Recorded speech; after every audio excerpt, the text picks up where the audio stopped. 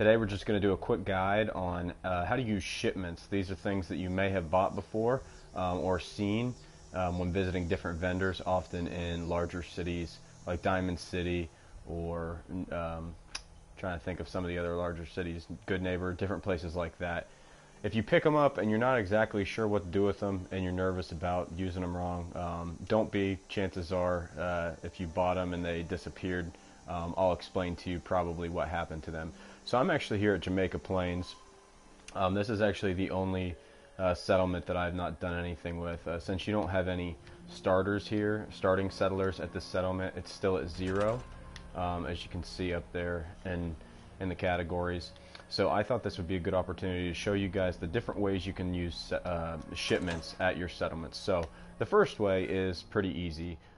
If you go into your inventory and go to your shipment and take a look, you'll see right above the weight and value, it'll have what material it is in the parentheses. Now obviously if you've been playing this game for a while, you know that means that specific item can also be used for that many of that particular product or material.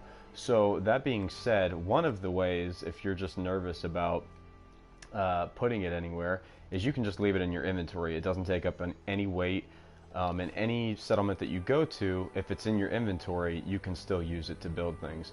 Now I don't have enough shipments to actually be able to build something, but I could show you in the build menu here. It'll pop up. First, let me show you my workshop to show you here that there's nothing in my workshop. So anything that shows up in the components of my building is in my inventory, my personal inventory. So that'll show you that the shipments are coming directly out of my inventory. So we'll go to, for instance, we'll go to generators.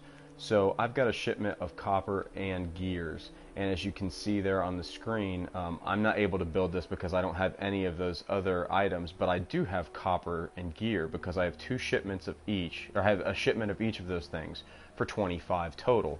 So as you can see, it's actually taking that value directly from my inventory, directly from the shipment. So that's one way to do it. You can just leave it directly in your inventory. It doesn't take up any weight space other than just visual space that you're going to have to look at it as you're going through your junk. The next way, and I've seen, I don't know if it's PC, that might be it. I play on the PS4. Another way to do it is you can actually just toss it into your workshop. So no longer in my inventory, and I come out here, I try and build a generator, and boom, there are those materials that I need for copper and gear. You can see them coming directly out of the shipment. The only thing, like I said, I've seen on different gaming experiences is that when they drop it into the workshop, it no longer says shipment of aluminum. It'll just say aluminum 50.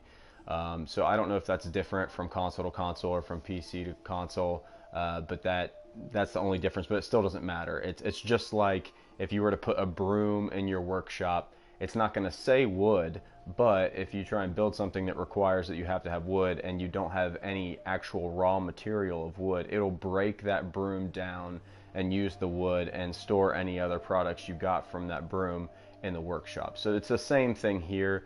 It starts as one item, but if you ever have to use it, it'll just break it down and it'll store anything that you didn't use in there. So we'll go ahead and take it out. This is another thing that I like to do just in general at all of my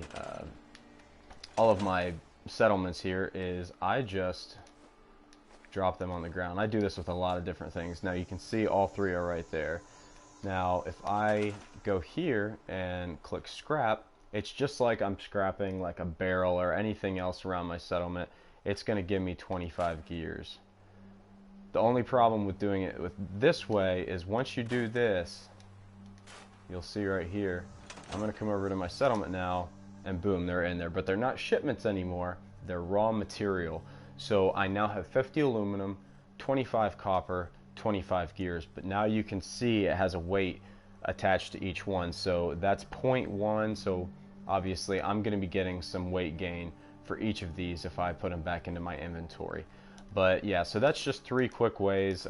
Like I said, it's really hard to screw this up. So if you ever bought a shipment and then it just disappeared out of your inventory and you don't know why, chances are you were at a settlement, you were building something, you didn't have the raw materials that you needed in your workshop, and it broke down the shipment that was in your inventory and put it directly into whatever you were building. So in that case, you're fine. It's not a big deal because you were using it for what you needed anyway.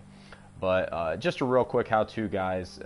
I remember when I started playing this game, I thought, man, how do these shipments work? And when I bought one, it said go to a workstation and they'll be able to deliver the shipment for you. And I was trying to look for an option of seeing, man, how do I get this delivered? And it's simple as either A, having it in your inventory, B, dropping the shipment directly into your workshop, or the probably unorthodox way that not a lot of people do, but I like to do that with different things around my settlements anyway, is dropping it on the ground and then scrapping it for the raw materials. But that's it, guys. That's a quick little how-to on how shipments work. I didn't want it to be long-winded. I want to be able to get you the information straight away and get rolling. So that being said, thanks for tuning in. Please come back. We're going to be uploading more videos, especially how-tos, just because if I'm playing a game that I enjoy, and I know there was things I was confused about at one point in the game, I want to be able to share that with other people in case they're just starting it, or in case they've been playing for a while but they never really knew how to do something like that. I want to be able to share those how-to situations with you guys. So if you have any suggestions, please let me know in the comments. Please subscribe. That's definitely what pushes us to be bringing more material, is if we know there's people that are dedicated to watching the channel. And very importantly, go over to Gamevine channel, which there should be a link in the description of the of this video as well as the channel. That's our main channel. We do board game reviews, we do some gaming over there, video gaming, and we also do some comic book and podcast related stuff. So please go over there, check that out, watch some of the videos, subscribe. We really appreciate all the support.